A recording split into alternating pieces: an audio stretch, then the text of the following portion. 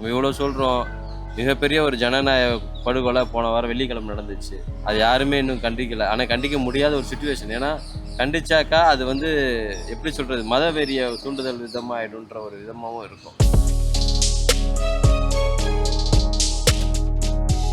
எப்படி சொல்ல கரண்ட்டு இவங்க தானே இருக்காங்க ஆட்சியில். ம். இவங்க இருக்கும்போது அவங்க தான் மெஜாரிட்டியாக இருக்கும். அவங்க இது பண்ணுறது தான். இப்போ அவங்களே இதேமாரி போராட்டம் பண்ணாங்களோ அவங்கள நம்ம தூக்கி உள்ள வைக்க முடியாது.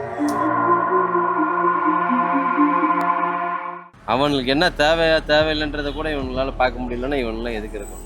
இவனை அடுத்த பற்றி பேசுறதுக்கு அவங்களாம் அறிவே கிடையாது. இதில் இவங்க வந்து இவங்களுடைய குற்றச்சாட்டு, இவங்க இவ்வளோ கோடி ஊழல் பண்ணியிருக்காங்க, அவ்வளோ கோடி. இவர் பண்ணாத ஊழலாக இவங்க பண்ணிட போகிறாங்க. இப்போ பாரதிய ஜனதா கட்சி வந்து ஒரு குற்றச்சாட்டை முன்வைக்கிறாங்க. என்னன்னு பார்த்தீங்கன்னா, திமுக கட்சி வந்து 1000 கோடி ஊழல் பண்ணியிருக்காங்க, அது அமலாக்கத்துறை வந்து வெளிக்கொண்டு வந்திருக்காங்க அப்படின்னு சொல்றாங்க. இந்த திமுக என்ன சொல்றாங்க, நாங்களாம் அப்படி பண்ணவே இல்லை, எங்க ப்ரூஃபை காட்டுங்க அப்படின்னு இவங்க சொல்றாங்க. இப்போ இந்த 1000 கோடி வந்து ஊழல் நடந்திருக்கு டாஸ்மாக்ல. இதை பத்தி நான் நினைக்கிறீங்க? என்ன நினைக்கிறீங்கன்னா எல்லாம் ஊழல் பண்ணிருக்காங்கன்றது தெரியும். எல்லாத்தையும் தெரிஞ்சு தானே எல்லாமே சொல்கிறாங்க. சும்மா யாரும் இந்த நியூஸை பரப்புவாங்களா? சும்மாலாம் யாராலையும் பரப்ப முடியாது. ஏதோ ஒரு விஷயம் இருக்குது, அதனால் அது தெரிய வந்திருக்கு. அது வந்து நம்ம தான் எப்படி சொல்ல, மேலதிகாரி யார் இருக்காங்களோ அவங்க தான் வந்து அதெல்லாம் விசாரிக்கணும். நம்ம ஒன்றும் பண்ணுறதுக்கான ஒரு இது இல்லை. நம்ம என்ன ஓட்டு போட்டோம், எல்லா வேலையும் முடிச்சுக்கிட்டோம். இப்போ அவங்க ஆட்சி பண்ணிகிட்ருக்காங்க. அடுத்தது என்ன யார் வராங்களோ அவங்களுக்கு நல்ல ஒரு ஆளை பார்த்து நம்ம ஓட்டு போடுறது மூலயமா மாற்றிக்கலாம். அவ்வளோதான். ஊழல் தானே ஊழல் பண்ணியிருக்காங்க. பண்ணியிருக்கதானே அமலாக்கத்துறை உள்ள போகுது. ஒரு தப்பு பண்ணான்னா நான் சாதாரணமாக போக முடியாது. நாளைக்கு அவங்க மத்திய அரசும் தட்டுப்பேராயிடுமே. அவங்க நிரூபிக்கணும்ல, இது ஊழல் இல்லையான்ட்டு நிரூபிக்க வேண்டியவர் நம்ம அண்ணாமலை கேட்டிருக்காரு. ஆனால் நிரூபிக்க வேண்டியவர் எதிர்கட்சி தலைவராக இருக்கக்கூடிய நம்ம எடப்பாடி தான் இந்த கேள்வி கேட்டிருக்கணும். ஆனால் அது பதிலாக 3வது மனுஷன் கேட்குறாரு. ஏன்னா அவங்களுக்கு தான் தேவை இந்த அரசாங்கத்தை ஏதாவது ஒரு வகையில் வந்து அச்சுறுத்திக்கிட்டே இருக்கணும் அப்படின்ட்டு. எனக்கு தெரிஞ்சு அந்த மாதிரி இருக்காது, வாய்ப்பு இல்லை. பார்க்கலாம். ஊழல் பண்ண வாய்ப்பு இல்லை. ஏன்னா அதில் வரக்கூடிய வருமானத்தை வச்சு தான் இவங்க இப்போ நம்மளுடைய கவர்மெண்ட்டை கொஞ்சம் இயங்கிக்கிட்டு இருக்குது. அதில் இன்னும் கொஞ்சம் ஊழல் பண்ணால் அதுலேயும் சுத்தமாக ஒன்றும் இல்லாமல் போயிடுறதுனால இருக்கிறது என்னவோ அதை வச்சு. ஆனால் அமலாக்கத்துறை ஒரு அரசு துறை வந்து அரசு துறை இல்லையே, அது எங்கே இருக்குது அரசு துறை? சொல்லுங்கள் பார்ப்போம். அமலாக்கத்துறையாக இருக்கா? இடின்றாங்க. அவனா இருக்கான்ல? இல்லையே. எல்லாம் பாஜகவுக்கு பாக்கெட்டுக்குள்ளே காலருக்குள்ளே தானே இருக்கிறாங்க. அவங்க என்ன சொல்லணும்னு நினைக்கிறாங்களோ இவங்க மூலியமாக அவங்க சொல்லுவாங்க, அவ்வளோதான். இப்போ பாரதிய ஜனதா கட்சியோட தலைவர் அண்ணாமலை அவர்கள் கைது செஞ்சாங்க. எதுக்காகனா இந்த 1000 கோடி வந்து ஊழல் நடக்குது அப்படின்னு சொல்லி அவர் போராட்டம் பண்ண ஆரம்பிச்சாரு. அதான் கைது பண்ணாங்க. அவர் ஒரு குற்றச்சாட்டை முன்வைக்கிறார். என்னன்னா, நாங்கள் எதுக்காக போராட்டம் பண்ணோம், மக்களுக்காக தானே பண்ணோம், இப்போ எங்களையும் அரெஸ்ட் பண்ணுறீங்களே, எங்க சரியான ஃபெசிலிட்டி இல்லை அப்படின்ட்டாங்க. இப்போ இந்த அரசு நீங்கள் எப்படி பார்க்குறீங்க, அண்ணாமலை அவர்களை அரெஸ்ட் பண்ணது? அதெல்லாம் எங்க ப்ரோ, அதெல்லாம் அவங்களோட இதுதான். அது நம்ம எதுவும் சொல்கிறதுக்கான ஒரு இது இல்லைன்னு வச்சுக்கிங்களா. இப்போ எப்படி சொல்ல, அண்ணாமலை அவர் போராட்டம் பண்ணுறாரு, இது பண்ணுறாரு. அது இவங்க எப்படி சொல்ல கரண்ட்டு இவங்க தானே இருக்காங்க ஆட்சியில். இவங்க இருக்கும்போது அவங்க தான் மெஜாரிட்டியாக இருக்கும். அவங்க இது பண்ணுறது தான். இப்போ அவங்களே இதேமாரி போராட்டம் பண்ணாங்களோ அவங்கள நம்ம தூக்கி உள்ள வைக்க முடியாது. புரியுதுங்களா? இப்போ இது அண்ணாமலை பண்ணுறதால அவங்கள தூக்கி உள்ள வைக்கலாம். அந்த மாதிரி தான். இப்போ கரண்ட்டில் இப்போ சிஎம்மாக இருக்கிறவங்க அவங்கள நம்ம ஒன்றுமே பண்ண முடியாது. இப்போ அடுத்த கட்சி இவங்க இது பண்ணுறாங்கன்னா அந்த மாதிரி தான் பண்ணுவாங்க. அது ஒன்றும் பண்ண முடியாது நம்மளாலேயே. வேணா சொல்லிடலாம், இந்த மாதிரி பண்ணுறாங்க, அது கண்டனம் தெரிவிக்கலாம், அந்த இது தான் பண்ணலாமே தவிர வேறு ஒன்றும் இல்லை ப்ரோ. இல்லை, அது வந்து தப்பான இது. காமராஜர், அண்ணாதுரை யாருமே வந்து பகுத்தறிவு அவங்களுடைய டேலண்ட்டை வச்சு தான் வந்திருக்காங்க. இதுக்கு வந்து வேறு நீங்கள் கூட வரலாம், நான் கூட வரலாம். அரசியல் வந்து எல்லாருக்கும் பொதுவானது. நாளைக்கு அவர் தான் முதலமைச்சர்னு உட்கார முடியாது. நாளைக்கு நினச்சா கூட அவர் போய் தான் ஆகணும். ஏன்னா மக்கள் தீர்ப்பு தான் மெயினானது. மக்கள் யார் விரும்புகிறாங்க? எம்ஜிஆர் விரும்பினாங்க, அண்ணாதுரை விரும்பினாங்க, காமராஜர் விரும்பினாங்க, கக்கனை விரும்பினாங்க. எல்லாருமே அதிலேருந்து தான் வந்தாங்க. முதலமைச்சர்ன்றது வந்து யாருக்கும் நிரந்தரம் கிடையாது. நிரந்தரமான மனிதர் நின்று எம்ஜிஆர் நிற்கிறார். விஜய் வந்து இதுக்கு அனுபவம் தேவையில்லை. மக்கள் விரும்பினா அவர் வரலாம், தப்பில்லை. சரிங்க. இப்போ பிஜேபி வந்து என்ன சொல்றாங்கன்னா, தமிழக பிஜேபி இதுமே அவங்க ஊழல் பண்ணிருக்காங்க, அதை கண்டிச்சு போராட்டம்லாம் பண்ணாரு அண்ணாமலை. ஆமா, அந்த நேரத்து கூட நாய் வண்டியில் ஏற மாட்டேன்னு சொல்லி ஒரு எச் ராஜா அவர்கள் சொன்னாரு. ஆமா, எச் ராஜா சொன்னாரு. பாவம், மற்ற தலைவர்கள்லாம் ஏறுற வண்டியை கொச்சப்படுத்துறாரு. இது மேலேயே அவருக்கு மேலே கேஸ் போடலாம். மக்கள் சொத்து, மக்களுடைய உரிமை மீது அவர் எப்படி அதை சொல்லலாம்? தப்பு இல்லை அது. சரி, இப்போ நீங்க தப்பு இல்லைன்னு சொல்றீங்க. இதே ஆ. மத்தியில நீங்க எடுத்துன்னு வச்சுக்கோங்களேன், பாராளுமன்றத்துல ஒருத்தர் என்ன சொன்னாரா, நீங்க இங்க வந்து தமிழ் மொழி வந்து மூத்த மொழி, நீங்க சான்ஸ்கிரிட் தான் மூத்த மொழினும் எங்க கொள்கையை ஏத்துக்காத போது நாங்க நீதி தர்றோமான்னு மத்தியில அப்படி சொல்றாங்க. இங்க வந்து பார்த்தா ஒருத்தர் வந்து நாங்க வந்து மக்களுக்காக போராடுறோம் அப்படின்னு பிஜேபி சொல்றாங்க. இதை நீங்க எப்படி பாக்குறீங்க? இல்லை அவர் செய்து சரின்னு நம்ம சொல்லல, தவறு தான் சொல்றோம். நான் அதுதான் அங்க வந்து ஒருத்தங்க வந்து அப்படி பேசுறாங்க மத்தியில, இங்க வந்து நாங்க போராட்டம் பண்றோம் மக்களுக்காகன்றாங்க. இப்ப பிஜேபி பத்தி நீங்க என்ன நினைக்கிறீங்க? அது 1ஆம் நம்பர் பச்சோந்தி கட்சின்னு தான் நம்ம ஆரம்பத்துல தானே தெரியுது, தெரிஞ்ச கதை தானே அது. அங்கே அப்படி பேசுவானுங்க, இதை இவ்வளோ பேசுகிறானுங்களே, இங்கே இருக்கக்கூடிய அண்ணாமலையோ ஹெச் ராஜாவோ ஏதாவது ஒரு நலத்திட்டத்தை வந்து சொல்லுங்க பார்ப்போம். ஏதாவது ஒன்று செய்கிறானுங்களா? அவங்க அரசாங்கம் தானே ஆளுது, 10 வருஷமாக பிடுங்குறானுங்கள, ஏதாவது இங்கே ஒன்று கொண்டு வர சொல்லுங்க பார்ப்போம். மக்களுக்கு எது தேவையில்லையோ அதை கொண்டு வந்து திணிக்கிறது. அவனுக்கு என்ன தேவையில்லைன்றதை கூட இவங்களால பார்க்க முடியலன்னா இவங்களாம் எதுக்கு இருக்கும்? இவங்க அடுத்த பற்றி பேசுகிறதுக்கு இவங்களாம் அறிவே கிடையாது. இவங்களுடைய அரசியல் என்பதே எப்போவுமே வந்து மத வெறியை தூண்டி விட்டு அதில் குளிர் காயக்கூடிய, அதில் எப்படா பணம் சுரண்டக்கூடிய அரசியாக தான் அவங்க இருக்கிறாங்களே தவிர மக்களுக்கு என்ன தேவை, மக்களுக்கு என்ன தேவையில்லைன்ற ஒரு நிலையை அவங்க கொடுத்ததே கிடையாது.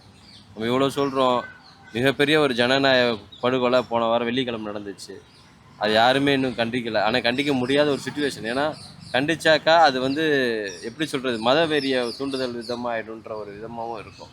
எங்களுடைய பொறுமை, அந்த பொறுமையை நாங்கள் காண்பிட்டு வரோம். இந்த ஹோலி பண்டிகை கொண்டாடினாங்க யூபியிலனா பார்த்தீங்கன்னா, ஒரு போலீஸ் அதிகாரியே சொல்கிறாரு, நீங்கள் வெள்ளிக்கிழமை வந்து உங்களுக்கு ஜிம்மா தொழுகா இருக்குது, ரம்ஜானாக இருந்தாலும் நீங்கள் யாரும் வெளியில் வரக்கூடாது அப்படின்னு சொல்லி ஒரு சில பல பள்ளிகளை மூடி வச்சாங்க. அதையும் மீறி அவங்க உள்ளே போய் அட்டகாசம் எல்லாம் செய்ய தான் செஞ்சாங்க. அதை கண்டித்து எந்த ஒரு இதுவுமே யாருமே சொல்லலை. இதுவே மிகப்பெரிய ஒரு அவங்க பின்னடைவு. எவ்வளோ நாட்டை எவ்வளோ சீரழிவு வச்சுட்டு இருக்காங்கன்றதை நம்ம இதில் பார்க்கணும். இதில் இவங்க வந்து இவங்களுடைய குற்றச்சாட்டு, இவங்க இவ்வளோ கோடி ஊழல் பண்ணியிருக்காங்க, அவ்வளோ கோடி, இவர் பண்ணாத ஊழலாக இவங்க பண்ணிட போகிறாங்க. இப்போ நீங்க இப்படி சொல்றீங்க, ஆனா இதே பிஜேபி தான் மத்தியில வந்து தமிழ் மொழி வந்து மூத்த மொழி கிடையாது, அங்க கொள்கையை நீங்க ஏத்துக்காத போது நாங்க மட்டும் பணம் தரணுமா, இதே பிஜேபி தான் மத்தியில சொன்னாங்க. ஆனா இங்க இருக்க பிஜேபி மக்களுக்கு அதான் போராட்டம் பண்றாங்க. இது நீங்க எப்படி பாக்குறீங்க? மக்கள் என்ன சொல்றாங்கன்னா, அங்க வந்து அவங்க அப்படி சொல்லுவாங்க, இவங்க இங்க வந்து மக்களுக்காக போராடுவாங்களா, இல்ல என்னங்க? இது நீங்க எப்படி பாக்குறீங்க? என்ன காமெடியா தான் இருக்குது இவங்க சொல்றது. எப்படி சொல்ல, இவங்க அந்த சைடு ஒரு இது, இந்த சைடு ஒரு இது தட்டுறதெல்லாம் அதெல்லாம் செட் ஆகுது. இப்போ அவங்க என்ன சொல்கிறாங்கன்னா, சும்மா நம்மளுக்கு தெரிஞ்சிக்கணும்னு நினச்சி படிக்கிறது வேற, இதை நீ கட்டாயம் படித்தே ஆகணும்னு சொல்கிறாங்கல்ல. அதுக்கு ஏன் இதே சிபிஎஸ்சி சிலபஸ் வந்து இருக்குதுல்ல, இது வந்து நம்ம கவர்மெண்ட் ஸ்கூல்லையும் எல்லா இடத்துலையும் அவங்க அதை பண்ணிட்டாங்கன்னா எந்த இதுவுமே இருக்காது. இப்போ சிபிஎஸ்சி சிலபஸ் வேறு, அவங்க வந்து நிறையா இது படிப்பாங்க. அதே நம்ம கவர்மெண்ட் ஸ்கூலில் இருக்கிறது அது வேறு. இப்போ சிபிஎஸ்சி இருக்குதுல்ல, அந்த சிலபஸை தூக்கி நம்ம ஏன் நம்ம கவர்மெண்ட் இதில் வைக்கலாம்? அது வைக்க மாட்டாங்க. அந்த இதெல்லாம் பண்ணால் கூட ஓகே இல்லை. இவங்க திடீர்னு வந்தாங்க, இது மும்மொழி அந்த இதுதான் மும்மொழி கொள்கைன்னு சொல்லிட்டு ஹிந்தி நீ கண்டிப்பாக படிக்கணும் அதெல்லாம் சொல்கிறாங்க, அது ஓகே. அதேமாரி சப்ஜெக்ட்லாம் இருக்குதுல்ல, எல்லாமே சிபிஎஸ்சி மாரி ஒரே மாதிரியே பண்ணலாம்ல, அந்த மாதிரி பண்ணால் இன்னும் நல்லாயிருக்கும். இவங்க இந்த மாதிரி சொல்கிறதுக்கு இவங்க சிபிஎஸ்சி எல்லா இதுக்கும் சேர்த்த மாதிரி பண்ணாது, அது நல்லா தான் இருக்கும். சரி, இதுக்கு இடையில வந்து அண்ணாமலை அவர்கள் இன்னொரு விஷயம் முன்வைக்கிறேன். என்னன்னு பார்த்தீங்கன்னா, இந்த திமுக இருக்குல்ல, அதோட பி டீமே விஜய் தான், திமுக சொல்ல அவங்க பண்றாங்க அப்படிலாம் ஒரு குற்றச்சாட்டை முன்வைக்கிறாரு. நீங்க சொல்லுங்க, திமுகவோட பி டீம் விஜயா? இல்லை, அப்ப எங்க அவர் இப்படி சொல்றாரு அண்ணாமலை அவர்கள்? பி டீம்ன்றத அது வந்து ஏற்றுக்க முடியாது, பி டீம்னு சொல்ல முடியாது. ஒன்று வேலை இது பண்ணலாம். இன்னும் வந்து டேட் இருக்குது, டேட்டு 2020 இன்னும் 1 வருஷம் இருக்குது. அதுக்கு முன்னாடி நம்ம டிசைட் பண்ண முடியாது. இன்னும் 1 வருஷம் இருக்குது. அதுக்குள்ளே அவரும் மாறலாம், விஜயும் மாறலாம், யார் வேணாலும் மாறலாம். அரசியல் வந்து நிரந்தரம் கிடையாது. நீ தான் எதிரி, நான் தான் எதிரின்னு கிடையாது. 26க்கு அப்புறம் யார் வேணாலும் மாறலாம். அங்கே இருக்க கூட்டணி இங்கே வரலாம், இங்கே இருக்க கூட்டணி அங்கே போகலாம். இவர் பி டீமா ஏ டீமான்னு அப்போ தான் தெரியும். ஒரு 2 மாதத்துக்கு முன்னாடி தான் தெரியும் எல்லாமே. இப்போ அப்படியே இருக்காங்கன்னு சொல்ல முடியாது. இறங்கியும் வரலாம், அங்கே இருக்க இங்கே வரலாம், இங்கே இருக்க அங்கே போகலாம். எதிரி நண்பனும் ஆகலாம், நண்பன் எதிரியும் ஆகலாம். ஆமாம். இல்லை அது இப்போ பக்கா வந்து பாஜகவுடைய அரசு தான் அது. அவர் இயக்கிட்டு இருக்கிறது வந்து இவர் கட்சி ஆரம்பித்ததுலேருந்து நீங்கள் பார்த்துக்கிட்டு தான் இருக்கிறோம். எங்கேயாச்சும் ஒரு பிரதமரை எதிர்த்து ஏதோ ஒரு பேசுகிறதோ, நம்ம எந்த ஒரு தவறுகளையும் வந்து சுற்றி அவ்வளோ எதுக்கு அவர் இந்த நிதி தர மாட்டேன்னு சொன்னார் பாருங்க, ஹிந்தி பேசினா தான், அதுக்கு ஏதாவது வாய் திறந்தாரா? இல்லைங்க, அது சொன்னாருங்க மும்மொழி கொள்கை வந்து, நான் அதை பற்றி ஒரு ஆதரவு சொன்னாருங்க, அவர் மேலேயே சொன்னாருங்களே. இல்லை, என்ன சொன்னார் சொல்லுங்க? இந்த மும்மொழி கொள்கை யாருக்கு எந்த மொழியுமோ அதில் படிங்க, எதுக்கு வந்து திணிக்கிறீங்க? அதுதான் சொன்னார். ஏன் நிதி தரலையே, இதுக்கு நாங்கள் கண்டிக்கிறோம், இதுக்கு நாங்கள் இது பண்ணுறோன்னு சொல்லிட்டு ஏதாவது சொன்னாரா? எதுவுமே சொல்லலையே. அப்போ அதிலே நம்ம தெரிஞ்சுக்க வேணாமா? இதே மாதிரி என்ன சொல்றான் அண்ணாமலை அவர்கள் வந்து விஜய் அவர்கள் வந்து அரசியல் தெரியல, அவங்கலாம் வந்து திமுகவோட பி டீம். ஆனா விஜய் அவர்கள் என்ன சொன்னாங்கன்னா நாங்க திமுகவையும் பாஜகவும் எதிர்க்கிறோம் அப்படின்னு அவர் சொல்லும் போது, இங்க அண்ணாமலை என்ன சொல்றாங்கன்னா திமுகவோட பி டீம் தாங்க, பி டீம் தாங்க விஜய் அவர்களே, திமுக தோக்குற மாதிரி இருக்கு, அதனாலதான் இப்போ வந்து அவரை வர வச்சிருக்காங்க அப்படின்னு சொல்றாங்க. இதை நீங்க எப்படி பாங்க? திமுக பி டீம் தான் விஜயா? உங்க அப்படிலாம் இல்லை கருத்து ப்ரோ. இப்போ வந்தவங்களை பிடிச்சிட்டு நோண்டதானால இப்போதான் ஒரு கட்சி ஆரம்பிச்சிருக்காரு, போயிருக்காரு, அதை பார்க்க மாட்டேன்றீங்க. இப்போ இம்மா நாளாக கட்சி ஆரம்பித்தவங்களே கம்முன்னு இருக்கிறாங்க. இப்போ திடீர்னு இவரை வந்துட்டாங்கன்னு சொல்லி அவரை நோண்டிட்டு இருக்கக்கூடாதுல்ல. இது எப்படி சொல்ல, அது அந்தந்த டைமில் அப்பப்போ இது பண்ணிக்க வேண்டியதுதான். இவர் என்ன இப்போ ஆட்சிக்கும் வரலை, இப்போ எலெக்ஷன்லேயும் நிற்கலை, இன்னும் கொள்கை இது மட்டும்தானே இது பண்ணிருக்காங்க. போக போக தெரியும். இது கட்டியுமே இவங்க பி டீமு சி டீமு அது சொல்லணும்னு அவசியமே இல்லை.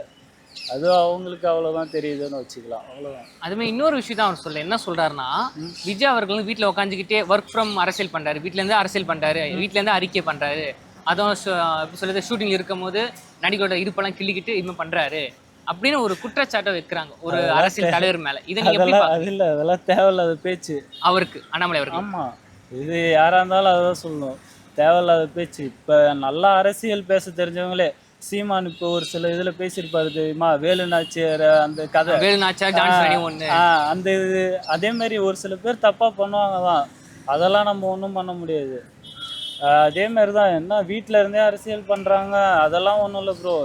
போக வருவார், வராமல் எங்கே போகிறாரு, வீட்லையே அவருக்கு போகிறாரு. இப்போ படம் எடுக்கிறாரு, அது முடிச்சதுக்கப்புறம் இங்கே தானே வரேன்றாரு.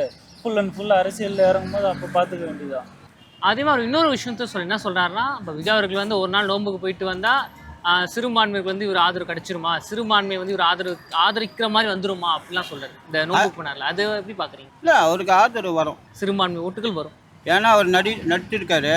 அவங்க மதத்தாலும் வந்து பார்ப்பாங்க, கிறிஸ்டினும் வந்து பார்ப்பாங்க, முஸ்லீமும் வந்து பார்ப்பாங்க, இந்துக்கள் வந்து படம் பாப்பா அது ஓகேண்ணா, ஆனா அது ஓட்டா மாறுமா? ஓட்டு மாறும். இப்போ இவங்க 5 வருஷத்தில் என்ன பண்ணாங்க, நல்லது பண்ணாங்கன்னா இவங்களை ஏற்றுப்பாங்க, இல்லைன்னா விஜய்க்கு போடுவாங்க. அப்போ சில சில இடங்களில் வராரு இடங்கள்ல தியேட்டர், அது வேற வழி இல்லையே, இங்கே கட்சியை வளர்த்துக்கணும்ல. சரி, இப்போ நீங்க சொன்னீங்க வந்து பிஜேபியோட பி டீம் தான் வந்து டிவிகே அப்படின்னு, ஆனா அந்த பி டீம் டிவிகே வந்து இவர் கொச்சைப்படுத்த விதமா பேசுறேன் என்னன்னு பேசிருக்கானா, அது அரசியல் அது வந்து சகஜம். இது இப்போ அவங்க சீமான பேசலையா, அப்புறம் 2 பேரும் கை கொடுத்துக்கலையா, கட்சி வளர்க்கக்கூடிய அளவு. இப்போ ஒருத்தர் பற்றி ஒருத்தர் பேசிக்கிட்டா மட்டும்தான், இப்போ ஒருத்தர் விமர்சனம் வச்சா மட்டும்தான் அந்த கட்சி வளருமே தவிர சைலண்டாக இருந்தால் வளராது. அதை பற்றி எதுவுமே தெரியாத மக்கள் மறந்துடுவாங்க. அந்த மாதிரி இவங்க ஏதாவது திமுக காரங்க ஏதோ பேசுவாங்கன்னு எதிர்பார்த்தாங்க. இப்போ இது யாரும் பேசலை, அதிமுக காரங்க பேசுவாங்க பார்த்தாங்க, பேசலை. அதனால் இவங்களுக்குள்ளே பேசிக்கிட்டு வேறு வழி இல்லை, அடிச்சுக்கிட்டு வளர்த்துக்கணும் அப்படின்ற ஒரு கதை தான் இந்த கதை. இப்போ இவர் சொன்ன மாதிரி அண்ணாமலை சொன்னபடியே இதுக்கு முன்னாடி ஒரு அரசியல் தலைவர் சொன்னார் என்னன்னா, இவருக்கு வந்து அரசியல் பண்ண தெரியல அப்படி சொன்னும் போதுதான் பரந்தூர் விமான நிலையத்துக்காக மக்களுக்கு மத்தியில பேச அவர் வந்தார். இப்போ அண்ணாமலை அவர்கள் இதுமே சொல்லியிருக்காரு. இப்போ நெக்ஸ்ட் இவரோட செயல்பாடு எப்படி இருக்கும் விஜய் அவர்களுக்கு தெரியல, பார்ப்போம், அவ்வளோதான். ஆனால் இவங்க எல்லாம் சொல்றது எப்படி இருக்குதுலாம் பார்த்தீங்கன்னா வச்சுக்கலாம், விஜயோட ஸ்டைல்லே தான். What bro it's very wrong bro, என்ன சொல்லுங்க bro, what bro it's very wrong ப்ரோன்னு சொல்லுவார்ல, அந்த மாதிரி தான் இருக்குது. சும்மா இப்போ இருக்கிறவங்களுக்கு இப்போ வந்தவங்கள நோண்டாம ஏற்கனவே இருக்கிறவங்கள நோண்டா நல்லா இருக்கும்ல. இதுக்கு முன்னாடி இருந்தவங்க நோண்டா நீங்கள் யாரை சொல்ல வரீங்க? இருந்தவங்கள நோண்டானா அது தெரியும், எல்லாத்துக்கும் தெரியும். ஓகே, எனக்கும் புரிஞ்சிச்சு, மக்களுக்கும் புரிஞ்சுதான் நான் நினைக்கிறேன். சரிங்க, இதெல்லாம் ஒரு பக்கம் இருக்கட்டும். இப்போ 2026 விஜய் அவர்களால் ஜெயிக்க முடியுமா? சிஎம் விட்டுருங்க, எதிர்கட்சி தலைவர் கூட விட்டுருங்க, எம்எல்ஏ வச்சு ஆக முடியுமா? உங்கள் கருத்து என்ன? தெரில, எல்லாம் வெயிட்டிங் தான், பார்க்க வேண்டியது தான். என்ன வரும்போது பார்ப்போம். இப்பயே நம்ம அவர் வருவாருன்னு சொல்லிட்டு கடைசியில் புசுவானமாக போகிறது வந்து புசு இப்படி சொல்லிட்டீங்க, புசுவான போகிறது இல்லை, இளைஞர்கள் சொல்கிறாங்களேங்க. இளைஞர்கள் போடுவாங்க, நீங்களும் இளைஞர் தானுங்க, உங்க சொல்றேன். எங்க ஓட்டு அது வேறண்ணா. சரி, ஓகே, அது எப்படி சொல்றது, பார்ப்போமே. அந்த டைமிங்ல எல்லாம் பிரச்சாரம் பண்ணுவாங்க, போவாங்க, அது போதான் தெரியும். இன்னும் கூட்டணின்றது அதெல்லாம் இருக்குது இல்லை, அந்த இது பார்த்துட்டு அதுக்கேற்ற மாதிரி தான். புதுசாக வந்திருக்காரு, பார்ப்போம். சரிங்க, இப்போ நீங்கள் ஒரு இளைஞரா தமிழக வெற்றி கழகம், திராவிட முன்னேற்ற கழகம், பாரதிய ஜனதா கட்சி, இந்த 3 கட்சியில் எந்த கட்சிக்கு நீங்கள் உங்களோட ஆதரவு கொடுக்குறாந்தா? ஒன்றும் தெரியல, நோட்டா தான் போடுவோம் இப்போதைக்கு நோட்டா. இது லிஸ்ட்லேயே இல்லையாப்பா? நீங்கள் சொல்கிறேன், இப்போதைக்கு நோட்டா. அந்த டைமிங்கில் சொல்கிறேன், அந்த டைமிங்கில் எனக்கு யாருக்கு போடணுன்னு தோணுதோ அவங்களுக்கு போடுவோம், அவ்வளோ. அவன் இன்னொரு விஷயத்தை முன்வைக்கிறேன், விஜய் அவர்களுக்கு வந்து அரசியலே தெரியல, அவர் வீட்டுல இருந்து அரசியல் இல்லை பண்ணல. நான் ஏற்கனவே சொன்ன மாதிரி தான், அதுக்கு வந்து அரசியல் வந்து இல்ல நான் கூட அரசியல் அவருக்கு அரசியல் நாலேஜ் அவருக்கு இருக்கா? உங்களோட கருத்து என்ன? கண்டிப்பாக இருக்கு. இருக்கு. டெஃபினட்டாக ஒருத்தர் வந்து வீரமாக ஸ்பீடாக நந்து போகக்கூடாது, எத்தவொடனே ஸ்பீடாக போகக்கூடாது, ஸ்லோவாக தான் அவருடைய தன்மை வந்து பயங்கரமாக இருந்தது. யாருது? விஜய் ஏற்கக்கூடியது. ஏன்னா ஒருத்தர் பதுங்கி போகிறான்னா அவன் அவர் அரசியல் தெரியல, ஐயோ அவன் நீ ஒதுங்கி போகிறான்னா உனக்கு அடிக்க தெரியலன்ட்டு நான் படிக்கணும். ஆனால் அவரை ஓங்கி அடிச்சான்னு வச்சுக்கா, எந்த இடத்துல பாயணும், எந்த இடத்துல பதுக்கணும்னு அந்த ஒரு வியூகம் அவர் அவருக்கு தெரியுது. அவர் உடனே வந்து ஸ்பீடு கால் வைக்கல, அகல கால் வைக்கல, அதனால அவருக்கு கொஞ்சம் வாய்ப்பு இருக்கு. சரிங்க, இதெல்லாம் ஒரு பக்கம் இருக்கட்டும். இப்போ 2026 தமிழக வெற்றிக் கழகம், பாரதிய ஜனதா கட்சி, திராவிட முன்னேற்றக் கழகம், இந்த 3 கட்சியில உங்களோட ஆதரவு வந்து யாருக்கு தர்றாங்க நீங்க தருவீங்க? இப்போ இருக்கிறது பிஜேபி. பிஜேபி தான் நீங்க தருவீங்க. எதனால? ஏன்னா இப்போ நீங்க சொன்னீங்க பிஜேபி தருவேன்னு சொல்றீங்க. இப்போ மத்தியில பாத்தீங்க வச்சுங்களேன், இந்த மும்மொழி கொள்கை, மொழியை வச்சு அரசியல் பண்றது, இல்ல அதான் சொல்லிடுறேன், அரசியல் பண்ண அங்க அப்படி பண்றேன், இங்க வந்து பார்த்தா மக்களுக்கு நாங்க ஆதரவு போராட்டம் பண்றேன்னு சொல்றாங்க. அங்க அப்படி இங்க இப்படி இருக்கு. இது ஒரு குழப்பப்பட்ட ஒரு சூழ்நிலையில பிஜேபி இங்க ஆதரவு தரன்றீங்களே, எப்படி? எதனால்? இல்லை சார், அவர் வந்து பிரதமரை வந்து ரொம்ப பிடிக்கும். பிரதமர் அவருடைய டேலண்ட்டு, அவரோட அணுகுமுறை, யாரையும் வந்து அவர் எதிரியாக பார்க்கல. அடுத்த ஸ்டேட்டுங்களில் போனால் இந்தியானா கொஞ்சம் மதிப்பு இருக்குது. ஆனா தமிழ்நாட்டில் மதிக்க மாட்டாங்க. அதுக்கு நம்ம இது பண்ண முடியும். ஏன்னா இந்த எலெக்ஷனில் தெரியும் அவருடைய கெப்பாசிட்டி. இந்த எலெக்ஷனில் கண்டிப்பாக முன்னுதாரணமாக இருக்கும். பிஜேபியால இங்க கால் ஒன்று முடியும்ன்றீங்க? கண்டிப்பாக முடியும். போன வாட்டியை பார்த்தீங்கன்னா 6-7 இடம் முன்னாடி வந்திருக்காங்க. அது வந்து நம்ம இது சொல்ல முடியாது. கண்டிப்பாக அவங்களுக்கு வாய்ப்பு இருக்குது. மத்திய அரசுக்கு வந்து வாய்ப்பு இருக்குது. காங்கிரஸ் அவ்வளோதான் முடிஞ்சு போச்சு. காங்கிரஸுக்கு சத்தியமாக இன்வைட் வரைய வராது. எதனால இப்படி சொல்றீங்க? ஏன்னா காங்கிரஸ் பிஜேபி இந்த கட்சிகளாச்சு. தலைவர் சரியில்லை, தலைமை சரியில்லை. தலைமை சரியில்லை. அது வந்து இனிமேட்டு முடியாது. ஓகே, நன்றிண்ணா, தேங்க்யூ. சரிங்க, நீங்க சொல்ற மாதிரி டிவிக்கே பி டீமாவே இருக்குமே வச்சுப்போம். ஆனால் இவர் இன்னொரு குற்றச்சாட்டு முன்வைக்க என்னன்னா, விஜய் அவர்களுக்கு அரசியல் பண்ண தெரியல, வீட்டுக்குள்ளேருந்து அரசியல் பண்றாரு. நீங்க சொல்லுங்க, அவருக்கு அரசியல் பண்ண தெரியலையா? அரசியல் பண்ண தெரியலையா நம்ம எப்படி சொல்ல முடியும்? அது அவருடைய இல்ல உங்க நீங்க இதுக்கும் பார்த்த விஷயங்கள், பார்த்த கருத்துகள், அதை வச்சு கேட்குறேன். ஒரு பப்ளிக்கா நீங்க சொல்லுங்க. ஒரு பப்ளிக்கா அவர் பண்ண தெரியல தான் நம்ம சொல்ல முடியும். ஏன்னா அவர் வந்து சினி ஃபீல்டுல இருந்து வந்தவர். மக்கள் க்ரௌடு வரதான் செய்யும். அதை கரெக்டாக ஹேண்டில் பண்ணார். எதுவுமே ஹேண்டில் பண்ணலை. ஒரு பக்கம் இந்த இஃப்தார் நிகழ்ச்சியாக இருக்கட்டும், அவர் மற்ற இன்னும் வெளியில் வந்து பண்ணணும். நிறைய விஷயங்கள் வந்து மேடை போட்டு பேச வேண்டிய நிகழ்ச்சிகள் நிறையா இருக்குது. மக்களோடு நின்று போராட வேண்டிய நிகழ்ச்சி நிறைய இருக்குது. அதெல்லாம் எதுவுமே செய்யலை. ஜஸ்ட் ஒரு ட்விட்டரில் போடுறாரு, இதில் தான் பண்ணுறாரு தவிர அவங்களுடைய ஆதரவாளர்கள் தான் ரோட்டில் வந்து நிற்கிறாங்க தவிர இவர் முழுமையாக வந்து நிற்கலை எதுலேயுமே. அந்த வகையில் பார்க்கும்போது அது இவர் சொல்கிறது ஒரு வகையில் நம்ம இது பண்ணிக்க வேண்டியது. சரிங்க, நீங்கள் இவ்வளோ சொல்கிறீங்க, பிஜேபி பற்றியும் சொல்கிறீங்க, டிவிக்கு பற்றியும் சொல்கிறீங்க. இப்போ 2020 எலெக்ஷன் வரப்போகுது. இதில் டிவிக்கே, நாம் தமிழர் கட்சி, பிஜேபி, டிஎம்கே அப்படின்னா உங்களோட ஆதரவு யாருக்கு? டிஎம்கேக்கு தான் இருக்கும். எதனால்னா இவங்க யாரை வந்து நம்ம எதிர்க்கிறோன்றது முக்கியம். முதல் விஷயம் இதுதான். இப்போ இவரை வந்து நம்ம வந்து ஏன் கட்சி தொடங்குனீங்க அப்படின்னு நம்ம கேட்க போகிறதில்ல. எல்லாருக்கும் உரிமை இருக்குது. இவர் தொடங்கின கட்சி வந்து கரெக்டான மக்களுடைய சப்போர்ட், ஒரு ஓட்டும் மிகப்பெரிய ஓட்டு. இந்த ஓட்டை சிதற விடாமல் திராவிடத்துக்கோ இல்லை ஒரு ஒரு அமைப்பாக இருந்தீங்கன்னா இன்னும் பலமாக இருக்குமேன்னு தான் நம்ம பேசுகிறோம். மற்றபடி வேறு எதுவுமே நம்ம அவரை பற்றி தப்பாக சொல்ல போகிறது கிடையாது. இந்த ஓட்டு பிரியும். இந்த ஓட்டு பிரிகிறதுனால யாருக்கு லாபம் அப்படின்னு சொல்லி நீங்கள் யோசிச்சிங்கன்னா பிஜேபிக்கு தான். எதிர்கட்சியாக இருக்கக்கூடிய நம்மளை நசுக்கி நம்மளை அசிங்கப்படுத்தக்கூடிய ஒரு கட்சியை வந்து நம்ம மறைவாக ஆதரிக்கிற கட்சிக்கு நம்ம ஏன் சப்போர்ட் பண்ணணும்னு தான் நம்ம கேட்குறோம். இப்போ அந்த நிர்மலா சீதாராமன் சொன்னாங்க, இந்த மொழி காட்டு மிராண்டி மொழி இதுன்னாங்க. இதுக்கு வந்து நம்மளும் ஓரளவு திமுக சைடில் தான் சொல்கிறாங்களே தவிர ஓரளவு இவர் அடுத்து பேசக்கூடிய அளவுக்கு இவங்க இன்னும் இந்த கட்சியிலே இருந்துக்கிட்டு இருக்கிறவங்கள எதிர்த்து ஏன் நீங்கள் இந்த மாதிரி பேசுனீங்கன்னு சொல்லி கேட்குறது கூட ஆள் இல்லாமல் இருக்காங்க. இதெல்லாம் நம்ம பார்க்குறோம்ல, இது தவறு தானே. நன்றி தான்.